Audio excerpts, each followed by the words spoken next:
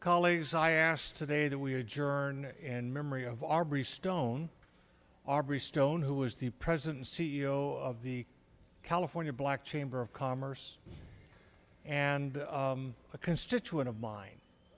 And when I reflect upon the privilege of standing on this floor and honoring Aubry Stone, I reflect upon sort of the intersection of our lives. He and I ran for the original city council. So he was a champion of cityhood at Rancho Cordova when it was a question on everyone's mind.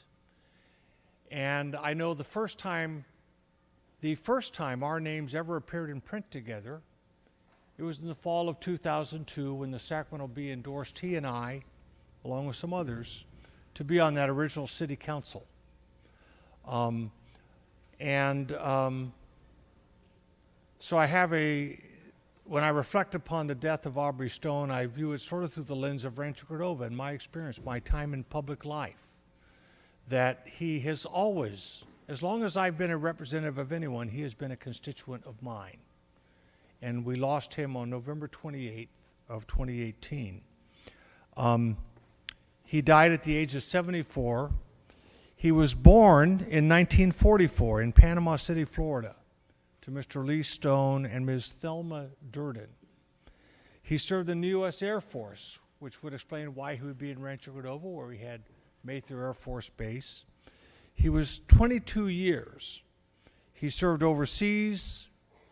He became a member of the Prince Hall Military Consistory Masonic Lodge number 134, the Maryland Holding Lodge, and the Shriners Aswan Temple number 115.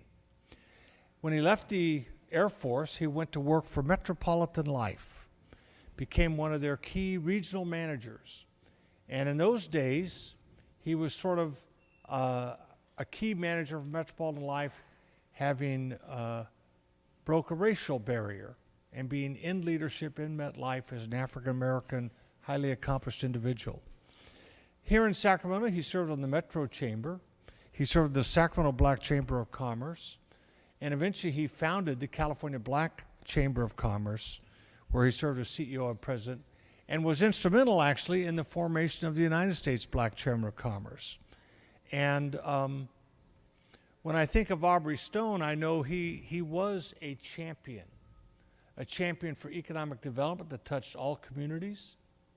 So he actually had he used his community voice to speak out against redlining issues, promoting economic development and job creation for all communities. And he was not just a Sacramento phenomenon, so he actually supported the original Citizens Redistricting Commission here in California. When there was competing measures on the ballot later to deal with congressional redistricting, he was in that fight too. You go back to 1994 when Prop 187 was on the ballot. Aubry Stone was involved in that fight. And Aubry Stone jumped into the fight on the implementation of Prop 209, which affected people of color and their opportunities in California. So definitely an outstanding individual who grew up in service of his country, always in service of the larger community, serving as a champion for other people and for policy issues that would touch people's lives, was an active part of the community of Rancho Cordova, but touching people and conversations at so much higher level, as you will hear in a moment. He leaves a large and loving family, so that's a code word for his own kids, his grandkids, and great-grandkids as well. And presents all of them with this legacy of a man who touched so many lives, wearing so many hats, and not shrinking from so many issues, even more recently after the passage of Prop 64 and the legalization of marijuana, jumping into the conversation on the equity of access to those jobs for communities of color in California that might have seemed to have some historic impediments because of the way those laws have been enforced over so many years.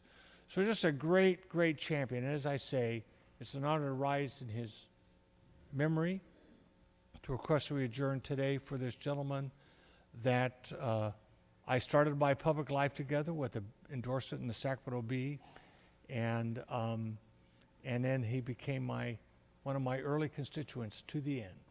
So it's an honor to speak on his behalf today. Thank you. Thank you, Mr. Cooley. Dr. Weber, you are recognized.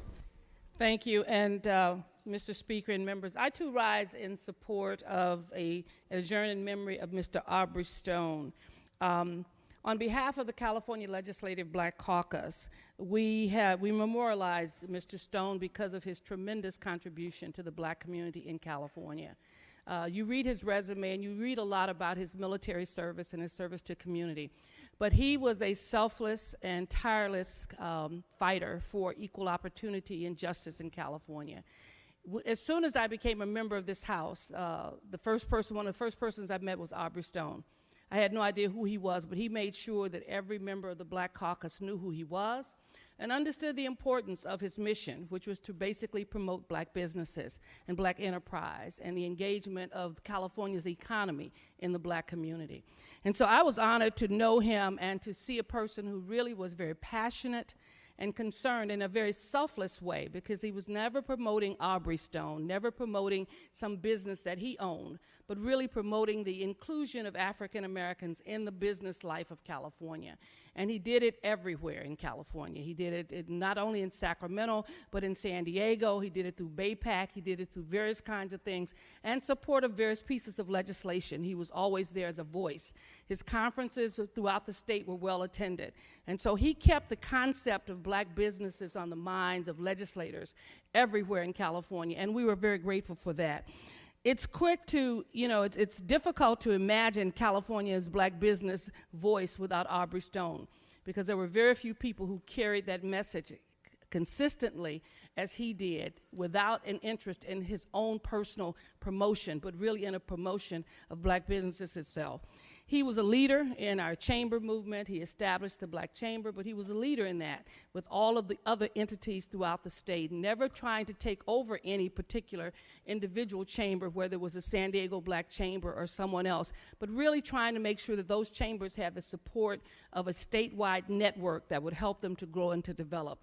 And so we missed Aubry Stone. And he was so important. It's interesting, his contact and his presence in the Sacramento community and the state community was so important that all of the governors knew him and all of the other legislative individuals knew him and all of the agencies knew him. It was kind of hilarious in the end because they thought he would lie in state here at the Capitol. And it was really quite interesting that they had actually put out that his body would be lying in state on Friday here in the Capitol. Because he was just that powerful and just that important in the black community. Of course, we had to learn very quickly, they did learn very quickly, that we don't have bodies lying in state. We've only had 2 or 3 in the history of the Capitol and so forth and so on, and you have to be a former elected official or whatever. But that just, to me, it was kind of hilarious because we had to deal with it, but it was also a statement to me that this man was that important to the Sacramento community, that when he died, they wanted the whole world to recognize him, to say, look, he's so important, he is in the state capitol, lying in state. And so we had to make sure we got the message out so that we wouldn't have throngs of people coming to the Capitol looking for Aubry Stone. But it really, in my mind, was a strong testament of just how powerful he was in terms of his quiet presence in the field of business and business enterprise. We thank his family for sharing him with us, because he gave a lot of his life, a lot of his time, and a lot of his resources in promoting black businesses. And so I request that we adjourn in memory of Mr. Aubry Stone. Thank you, Dr. Weber. Mr. Gibson, you are recognized. Thank you very much, Mr. Chairman, Mr. Speaker, and members. I also rise to ask this body to adjourn in the memory of Aubry Lee Stone. My colleagues have already made mention of his tremendous record of public service. And so I'm just going to very briefly talk about Aubry Stone, the man who every time he saw me, he always said, "Little brother, how you doing? Is everything all right?" And I think that's indicative in terms of how this man cared not only for the community, but for individuals. And I'm just going to say this: I hope the story is written that Aubry Stone was a drum major for justice. Let the record be written that he was a drum major for small businesses here in California and throughout the United States of America. Let the story be written that he fought for the least of these. And let the story be written that every time he saw Mike Gibson, he cared enough to ask, "Little brother, how you doing?"